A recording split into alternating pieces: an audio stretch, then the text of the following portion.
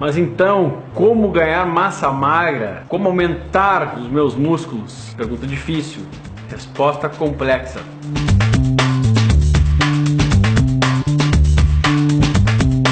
Pensar em músculo, nós temos que pensar por 4 vertentes aqui. Primeira, do que o músculo se alimenta. O que é definitivamente o músculo? Segundo, quem são os peões de obra dos músculos? Quem que estimulam os músculos? Terceiro, de forma exógena, de fora para dentro, como estimular os músculos? E quarto, em que momento esse músculo realmente tem chance de aumentar?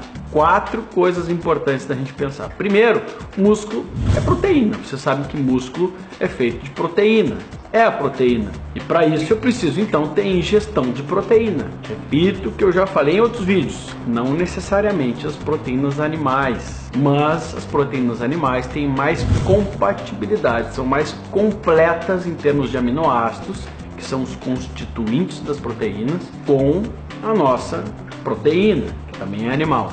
Mas, então pensar em músculo em termos de alimentação, nós precisamos basicamente pensar em oferecer para os músculos proteína de boa qualidade, numa periodicidade que é individual para cada pessoa.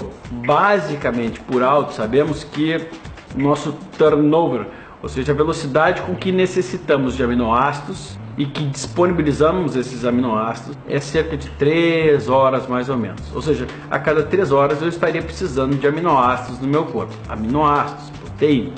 E toda vez que eles faltarem, geralmente meu corpo vai acionar minha reserva de aminoácidos, que são os meus músculos, que podem ser desaminados, ou seja, abertos essa sequência de aminoácidos. Eu perco o músculo e ofereço para o meu corpo os aminoácidos para ele utilizar na pele, no cabelo, para o olho, para a unha, para o que quer que seja.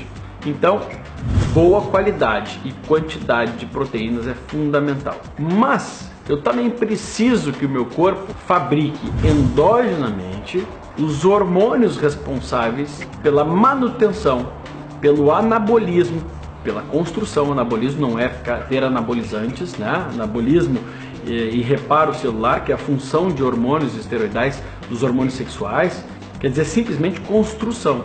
Ou seja, para construir, para reconstruir, para reparar, eu preciso de hormônios que têm essa função anabólica e também de reparo celular. São os hormônios sexuais, principalmente dos hormônios sexuais para homens e mulheres, principalmente a testosterona.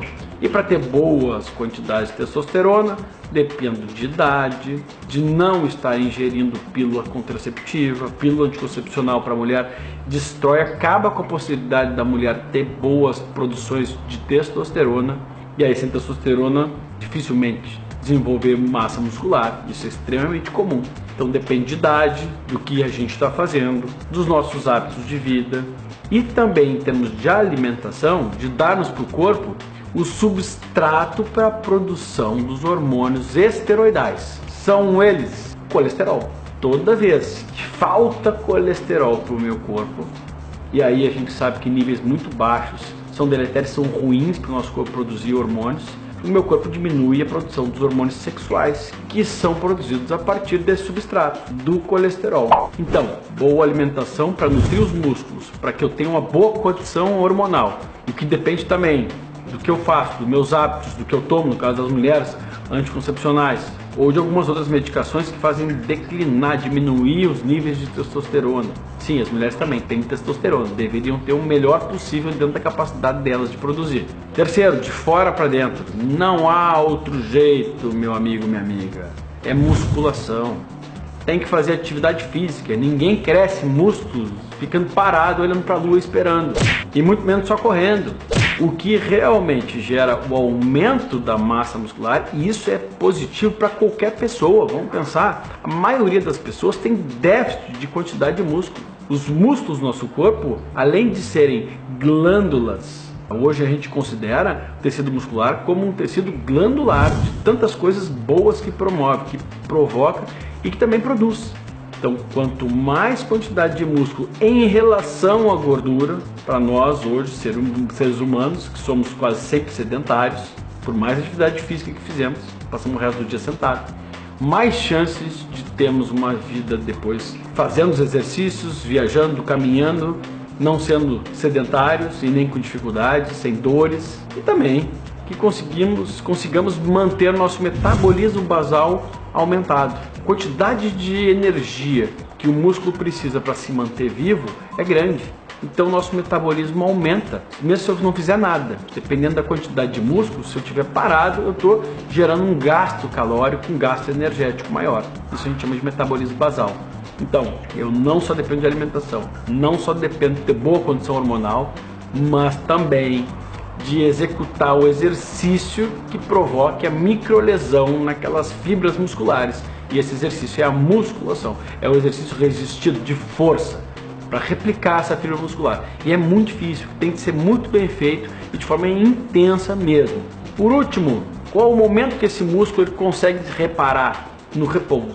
Então, enquanto eu estou fazendo atividade, isso é catabólico, está gerando um gasto, está gerando uma lesão, possivelmente uma lesão, uma inflamação, uma oxidação, que são positivas. E no momento que eu durmo, que eu repouso, que eu descanso, ele tem a possibilidade de se reparar, de se anabolizar, de crescer. Então a parte do repouso também é fundamental. Podem ver, uma situação extremamente complexa. E por isso que muitos tentam e não conseguem. Não há solução mágica.